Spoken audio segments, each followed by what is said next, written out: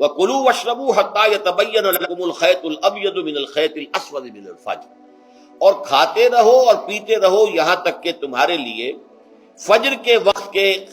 اعتبار سے سفید ڈوری سیاہ ڈوری سے بالکل علیحدہ ہو جائے۔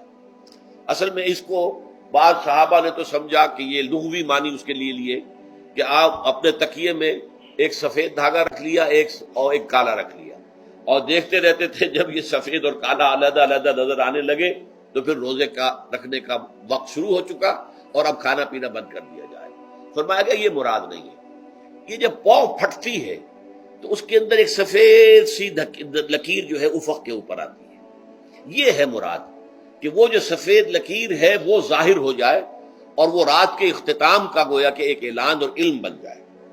تو وَكُلُوا وَاشْرَبُوا، اب اس کی جو ہے بڑی تاکید کی گئی، تسحروا فإن فی السحور برکۃ، سحری ضرور کیا کرو، اور یہ در حقیقت برکت کا ذریعہ ہے۔ یہ بھی آپ نے فرمایا ہمارے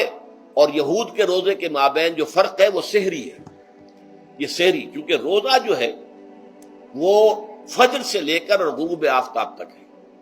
طلوع آفتاب سے نہیں، فجر سے،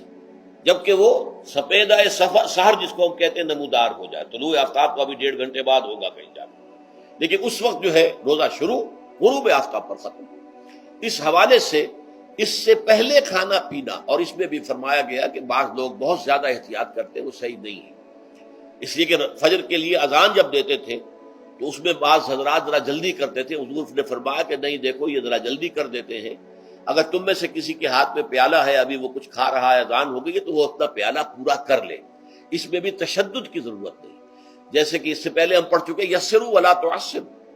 یرید اللہ بکم الیسر ولا یرید بکم العسر، اللہ تمہارے ساتھ آسانی چاہتا ہے، سختی نہیں چاہتا۔